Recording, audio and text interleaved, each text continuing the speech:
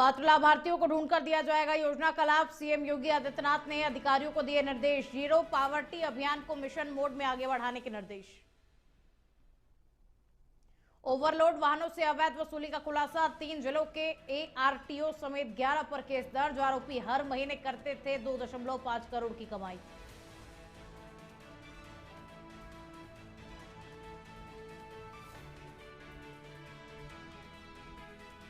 हापुड़ में medical professor Yusuf गिरफ्तार। GS medical college के प्रसूति विभाग में तैनात। दिल्ली बम धमाके में भूमिका की आशंका। श्रावस्ती दौरे पर रहे प्रभारी मंत्री नितिन अग्रवाल। दिल्ली ब्लास्ट में मारे गए युवक के परिजनों से की मुलाकात। दिल्ली लाल किला बम ब्लास्ट की कड़ी निंदा।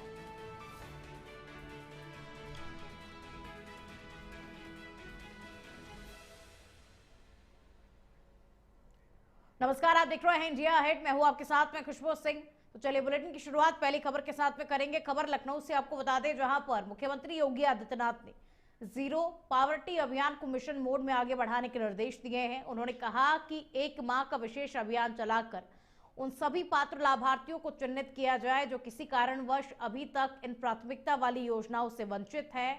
मुख्यमंत्री ने स्पष्ट कहा कि प्रत्येक पात्र परिवार को सरकारी योजनाओं का लाभ दिलाना ही जीरो पावर्टी अभियान का मूल उद्देश्य है। विभागीय अधिकारियों के साथ समीक्षा बैठक में उन्होंने कहा कि किसी भी पात्र परिवार को सरकारी योजनाओं के लाभ से वंचित नहीं रहने दिया जाएगा। इस अभियान के प्रथम चरण में 7 प्राथमिकता वाली योजनाओं राशन कार्ड, दिव्यांगजन पेंशन, विधवा पेंशन, वृद्धावस्था पेंशन, पीएम किसान सम्मान निधि, प्रधानमंत्री आवास योजना और प्रधानमंत्री जन आरोग्य योजना का लाभ दिलाया जाना है।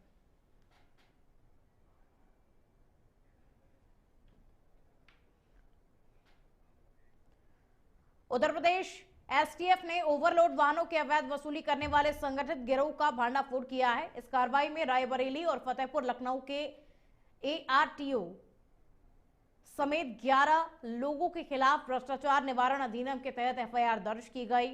एसटीएफ ने इस गिरोह के एक दलाल मोहित सिंह और ट्रक चालक सुनील यादव को गिरफ्तार किया। इसके साथ ही लखनऊ में एआरटीओ राजू बंसल और दलाल विनोद यादव सहित 9 लोगों पर मुकदमा दर्ज किया गया है।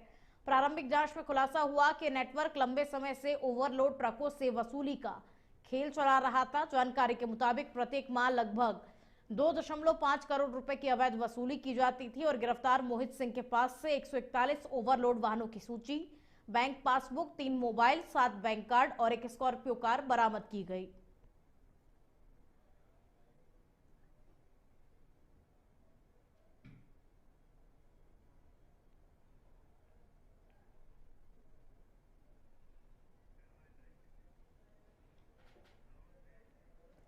हापुड़ जीएस मेडिकल कॉलेज के प्रसूति विभाग में तैनात असिस्टेंट प्रोफेसर यूसुफ को दिल्ली पुलिस ने गिरफ्तार किया है।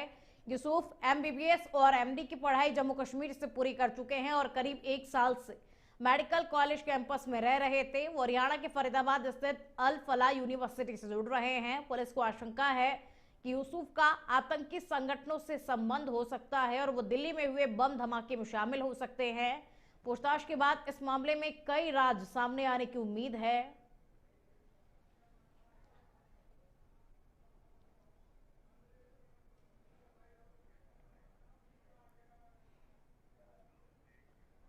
और अब खबर श्रावस्ती से है, जहां दिल्ली लाल किला बम ब्लास्ट में मारे गए श्रावस्ती के युवक दिनेश मिश्रा के परिजनों से जिले के प्रभारी मंत्री नितिन अग्रवाल ने आज मुलाकात की और उन्हें सांत्वना दी। मंत्री ने इस आतंकी घटना की कड़ी निंदा करते हुए कहा कि दोषियों पर सख्त कार्रवाई होगी।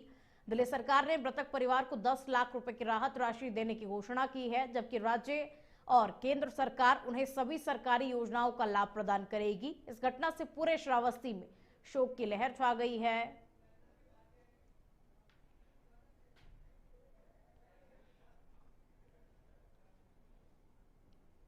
देखिए, बहुत ही दुखद घटना हुई है और हम सभी लोग, पूरी सरकार, पूरे देशवासी इसकी निंदा करते हैं और इसको घटना को जो हुई है, इस घटना को आतंकवादी घटना भी करार दिया गया है। माननीय मोदी जी ने इसको आतंकवादी घटना करार दिया और आपने देखा कि अंतर्राष्ट्रीय देश में भी इस घटना की निंदा की गई है और इसको आतंकवादी घटना करार किया गया है। पहली बात तो मैं ये स्पष्ट कर देना चाहता हूँ कि आदरणीय प्रधानमंत्री जी के नेतृत्व में जो लोग भी इस घटना में दोषी हैं, जिन्होंने रचना रची है, सरकार बहुत सख्ती से उसका जवाब देगी और जितनी भी कड़ी कार्रवाई हो सकती है उस पर कड़ी कार्रवाई सरकार करने का काम कर रही है। और आप खबर मिर्जापुर के कटरा कोतवाली क्षेत्र से है, जहां के मुकेरी बाजार सब्जी मंडी में देर रात बड़ा हादसा हो गया, जब सड़क पर खड़े खाद्यान्न उतार रहे ट्रक में तेज रफ्तार मोटरसाइकिल सवार ने जोरदार टक्कर मार दी। हादसे में एक युवक की मौके पर ही मौत हो गई, जबकि दूसरा गंभीर रूप से घायल हो गया। बताया जा रहा है कि ट्रक सड़क के बीचों बीच खड़ा था और बिना किसी संकेत के उस पर लोडिंग अनलोडिंग का काम चल रहा था, जिसके चलते ये दर्दनाक हादसा हुआ। स्थानीय लोगों की मदद से घायल को अस्पताल पहुंचाया गया, जहां उसका इलाज जारी है। क्षेत्रवासियों का कहना है कि रात के समय में गलत तरीके से हो रही ट्रकों की लोडिंग अनलोडिंग में इस तरह की घटनाएं लगातार बढ़ रही हैं।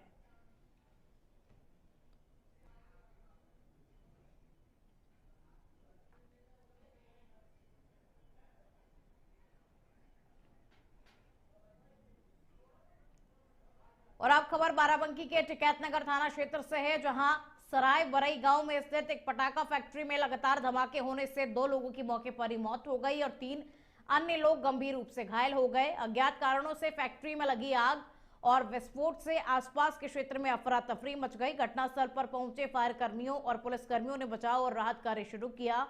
मृतक और घायल लोगों को अस्पताल पहुंचाया गया और फैक्ट्री में जांच पड़ताल जारी है।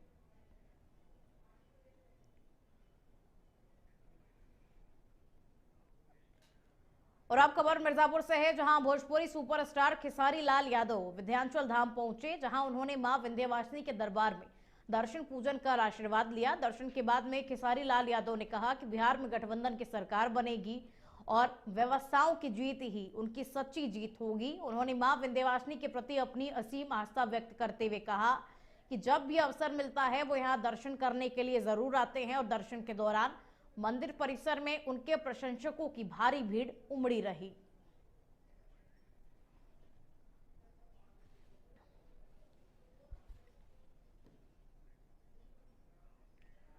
और आप खबर मेरठ से है, जहां परीक्षितगढ़ थाना क्षेत्र के गांव सौदत असीलपुर मार्ग पर देर शाम उस वक्त हड़कंप मच गया जब अज्ञात बदमाशों ने शादी से लौट रहे दूल्हा दुल्हन की कार को रोककर लूटने का प्रयास किया। बताया जा रहा है कि गांव असीलपुर निवासी मोहसिन की बारात बुधवार को गांव सौदत गई थी और देर शाम लौटते समय बदमाशों ने उनकी गाड़ी को ओवरटेक कर लिया। हालांकि पीछे से बारात की अन्य गाड़ियां आते देख बदमाश अपनी कार लेकर फरार हो गए। सूचना मिलते ही पुलिस मौके पर पहुंची और बदमाशों की तलाश शुरू की, लेकिन कोई सुराग नहीं मिला। ग्रामीणों ने भी लाठी डंडों के साथ में बदमाश की खोज की और समय रहते कार्रवाई से एक बड़ी वारदात टल गई। जालौन के गोहन थाना क्षेत्र से कासिमपुर गांव में पति से अनबन के चलते एक मां ने अपने ही नवजात की हत्या कर दी और घटना बीते कल की बताई जा रही है, जब तालाब में नवजात का शव मिला। जानकारी के अनुसार हत्यारिन मां ने गुस्से में अपने ही बच्चे को तालाब में फेंककर मौत के घाट उतार दिया। पुलिस ने मामले में त्वरित कार्रवाई करते हुए आरोपी महिला को हिरासत में ले लिया और इस पूरे मामले को लेकर के जांच पड़ताल शुरू कर दी। और आप खबर पीलीभीत के थाना सहरा मऊ क्षेत्र से है, जहां मामूली बात पर एक युवक की बेरहमी से 9 लोगों ने पिटाई कर डाली। मारपीट का वीडियो सोशल मीडिया पर वायरल हो गया। एसओ सहरा मऊ का कहना है कि मढ़ा खुर्द कला गांव का रहने वाला अमित पानी पी रहा था और पानी की छींटे छात्रों पर गिर गई। इसी बात पर मारपीट हो गई। पीड़ित की शिकायत पर मुकदमा दर्ज कर लिया गया। तस्वीरों में देखा जा सकता है कि आधा दर्जन से अधिक स्कूली ड्रेस पहने छात्र एक निहत्थे युवक की बेरहमी से बेल्टों से पिटाई कर रहे हैं और फिलहाल पुलिस आरोपी युवकों की तलाश कर रही है। अलीगढ़ के थाना हरदुआगंज क्षेत्र के नगारिया भूड़ गांव के सुनसान जंगलों में पिछले कई दिनों से लापता 32 वर्षीय युवक दिनेश का सड़ा गला कंकाल झाड़ियों में पड़ा हुआ मिला, जिससे इलाके में सनसनी फैल गई। मृतक के परिजन और ग्रामीण मौके पर पहुंचे, जिन्होंने बताया कि पुलिस बुधवार को घटनास्थल पर पहुंची थी, लेकिन कपड़े न मिलने के कारण पहचान नहीं की और कंकाल वहीं छोड़कर चली गई। इसके बाद परिजनों ने गुरुवार को झाड़ियों में तलाश की, जिसमें मृतक की टी-शर्ट, लोअर और हत्या में इस्तेमाल धारदार कुल्हाड़ी बरामद हुई। पुलिस फॉरेंसिक टीम मौके पर पहुंची, डीएनए सैंपल सहित अहम साक्ष्य इकट्ठा किए। डेड बॉडी पोस्टमार्टम के लिए मोर्चरी में भेज दी गई और इस मामले को लेकर के जांच पड़ताल की जा रही है। ये एक व्यक्ति नकलिया बोर्ड से करीब 3 तारीख से लापता था, जिनकी गुमशुदगी थाने में पंजीकृत थी और परिजनों द्वारा कुछ कपड़े इत्यादि देखकर उनकी पहचान की जा रही कि ये वही व्यक्ति है जिनकी डेड बॉडी हो सकती है, जिसको आवश्यक कार्रवाई करते हुए पुलिस यूनिट को बुला करके और सैंपल कलेक्ट कराए गए और इसको पोस्टमार्टम के लिए मोर्चरी भेज दिया गया। मामला ये हुआ कि लगभग 3 तारीख को जो है ये जो है गुम हुआ और उसके बाद में सीसीटीवी वगैरह देखे तो पेट्रोल पंप तक जो है हमको लोकेशन मिली। उसके बाद में हरदोगंज थाने में हमने 3 तारीख को एप्लीकेशन दी। फिर हम 4 तारीख को गए तो एप्लीकेशन खोई थी पुलिस वालों ने। अच्छा। एप्लीकेशन खोने के बाद में फिर 4 तारीख को दोबारा हमने जो है गुमशुदगी दर्ज कराई और उसके बाद में फिर मैंने जो है 1-2 न्यूज़ चैनल पर और भेजी। उसके बाद में अगले दिन उसकी खबर भी निकलवाई मैंने दैनिक जागरण में। तब से अब तक जो है चौकी और थाने के हम लोगों ने, सब गांव के लोगों ने तमाम चक्कर काटे, लेकिन कोई जो है रिपोर्ट आई नहीं। पुलिस वाले जो अपने इन्वेस्टिगेशन के CDR आ रही है। सिद्धार्थनगर के शौरतगढ़ सामुदायिक स्वास्थ्य केंद्र का गुरुवार को जिलाधिकारी डॉक्टर शिव शरणप्पा GN ने औचक निरीक्षण किया। निरीक्षण में उन्होंने अस्पताल की सफाई व्यवस्था, वार्ड, दवा वितरण केंद्र, लैब और आपातकालीन सेवाओं का जायजा लिया और कुछ विभागों में अनियमितता तथा लापरवाही पाए जाने पर गंभीर नाराजगी जताई। जिलाधिकारी ने अधीक्षक और कर्मचारियों को निर्देश दिए कि सभी कमियों को तुरंत दूर किया जाए, मरीजों को कोई भी असुविधा ना हो, ड्यूटी समय पर पूरी जिम्मेदारी के साथ में निभाई जाए। निरीक्षण के दौरान कुछ कर्मचारी अनुपस्थित पाए गए, जिनका 1 दिन का वेतन रोकने का आदेश दिया गया। इस मौके पर मुख्य चिकित्सा अधिकारी, अधीक्षक और अन्य संबंधित अधिकारी मौजूद रहे। और अब खबर बागपत से है, जहां चमरावल रोड स्थित Indradev institute of education and technology में गुरुवार को मुख्यमंत्री सामूहिक विवाह योजना के तहत जिला प्रशासन ने भव्य सामूहिक विवाह समारोह का आयोजन किया, जिसमें लगभग 300 कन्याओं का विवाह संपन्न हुआ। कार्यक्रम में शामिल बागपत विधायक योगेश धामा ने कहा कि मुख्यमंत्री योगी आदित्यनाथ की ये योजना सराहनीय है। इसमें प्रत्येक विवाह पर 1 लाख तक का कन्यादान दिया जा रहा है, जिससे गरीब परिवार अपनी बेटियों की शादी धूमधाम से कर सकते हैं। नवविवाहित रेशमा ने निकाह के बाद मुख्यमंत्री को धन्यवाद दिया, जबकि शहजाद ने कहा कि योजना लगातार जारी रहनी चाहिए क्योंकि इससे गरीबों को बड़ा लाभ मिल रहा है। उत्तर प्रदेश के बुलंदशहर जिले के खुर्जा नगर में गुरुवार को मेरठ के DIG कलानिधि नैथानी ने सड़क पर भ्रमण कर सुरक्षा व्यवस्था का जायजा लिया। इस दौरान उन्होंने गांधी रोड, सराफा बाजार, पदम सिंह गेट, जेवर अड्डा चौराहा और मिश्रित आबादी वाले क्षेत्रों में जाकर व्यापारियों और आम जनता से बातचीत की और पुलिस गश्त की भी जानकारी ली। DIG ने नागरिकों से कानून का पालन करने और आपात स्थिति में तुरंत पुलिस को सूचना देने की अपील की।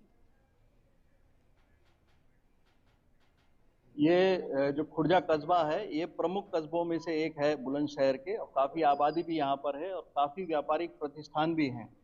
यहाँ पर काफ़ी बड़ा मार्केट है, जिसमें सराफा मार्केट में भी लगभग 100 से अधिक दुकानें हैं।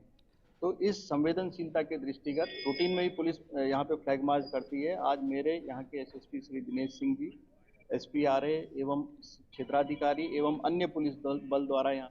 बरेली में समाजवादी पार्टी के राष्ट्रीय अध्यक्ष और पूर्व मुख्यमंत्री अखिलेश यादव का गुरुवार को आगमन हुआ, जहां उनके स्वागत में कार्यकर्ताओं ने जोरदार नारेबाजी करते हुए समाजवादी पार्टी अखिलेश यादव जिंदाबाद के नारे लगाए।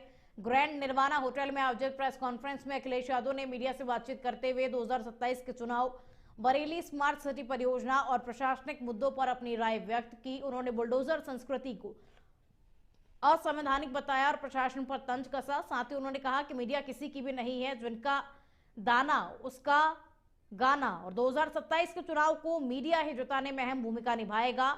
इस दौरान सुरक्षा के पुख्ता इंतजाम भी किए गए। प्रधानमंत्री ने भारी मन से कहा है, बहुत ही दुखी होकर ये कहा है, और बाद में हमारे देश के प्रधानमंत्री उन तमाम पीड़ितों से, घायलों से मिलने भी गए अस्पताल में, और उन्होंने देश को आश्वासन दिया है कि जो षड्यंत्रकारी हैं, जिन्होंने साजिश की है, ऐसे लोगों का पर्दाफाश हुआ, खुलासा हुआ, उन पर कठोर कार्रवाई होगी। इसके आगे क्या बचाया? ट्रम्प के टैरिफ के बीच अगर देश के प्रधानमंत्री बोल दें, उसके बाद क्या बचा है बताओ? अगर आपके पास कोई ऐसी न्यूज हो कि कराची कब्जा। उत्तर प्रदेश STF ने ओवरलोड वाहनों से अवैध वसूली करने वाले संगठित गिरोह का भांडाफोड़ किया है। इस कार्रवाई में रायबरेली और फतेहपुर लखनऊ के ARTO समेत 11 लोगों के खिलाफ भ्रष्टाचार निवारण अधिनियम के तहत FIR दर्ज की गई। STF ने इस गिरोह के एक दलाल मोहित सिंह और ट्रक चालक सुनील यादव को गिरफ्तार किया है। इसके साथ ही लखनऊ में ARTO राजू बंसल और दलाल विनोद यादव सहित 9 लोगों पर मुकदमा दर्ज किया गया। प्रारंभिक जांच में यह खुलासा हुआ कि यह नेटवर्क लंबे समय से ओवरलोड ट्रकों से वसूली का खेल चला रहा था और जानकारी के मुताबिक प्रत्येक माह लगभग 2.5 करोड़ रुपए की अवैध वसूली की जाती थी और गिरफ्तार मोहित सिंह के पास से 141 ओवरलोड वाहनों की सूची, bank passbook, 3 mobile, 7 bank card और 1 स्कॉर्पियो कार बरामद की गई।